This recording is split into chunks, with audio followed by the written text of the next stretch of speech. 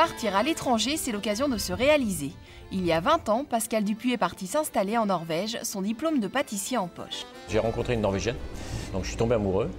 Et puis je suis venu à la découverte, je ne savais pas du tout ce que j'allais trouver. Donc très peu d'expérience professionnelle. J'arrive dans un milieu que je ne connaissais pas, je ne parlais pas anglais du tout, que français, et donc c'était à l'aventure.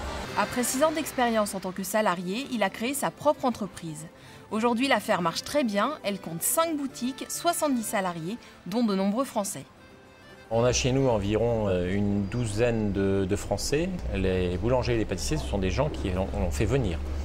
Pourquoi? Parce qu'on n'arrivait pas à trouver la main-d'œuvre au départ pour faire de la pâtisserie française, ce qui est notre image de marque.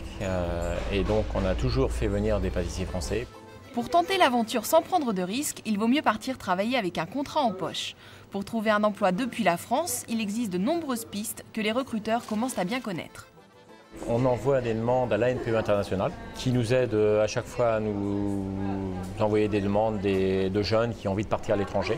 Donc il y a des annonces qui sont mises. On prend contact aussi avec les chambres de métiers qui nous envoient des listes. Je suis passé par la chambre des métiers. En fait, je me suis inscrit, comme quoi j'étais prêt à bouger dans les pays étrangers. Et assez rapidement, au bout de 3 semaines, ils m'ont contacté en me disant qu'il y avait une place en Norvège et ils voulaient savoir si ça m'intéressait. J'avais dit pas de problème directement. J'ai travaillé 2 ans comme apprenti pâtissier dans une boulangerie en France. Mon brevet de maîtrise, je l'ai fait chez un relais dessert à Lorient. Et ensuite, je voulais partir à l'étranger, donc j'ai vu une place chez un relais dessert à l'étranger. Donc c'est ce qui m'a permis de venir facilement en Norvège. Même si elle n'est pas dans l'Union, la Norvège fait partie de l'espace économique européen. On peut donc librement aller travailler d'un pays à l'autre. C'est pas du tout compliqué de recruter des Français parce que pour chez nous, il n'y a pas besoin de visa. C'est juste d'envoyer un contrat de travail. Quand les Français viennent ici en Norvège, ensuite ils font les papiers au niveau de la police, ils ont à se faire enregistrer au niveau de la police, ils ont un numéro d'identification. C'est très très simple.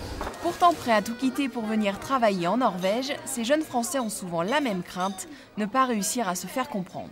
Une des questions des Français, c'est tout le temps de nous poser est-ce que la langue est un problème? Non, c'est pas un problème, parce que chez nous, ils arrivent dans une entreprise qui est déjà moitié norvégienne, moitié française. En plus, ensuite, il y a des cours qui sont proposés par l'État norvégien pour apprendre le norvégien.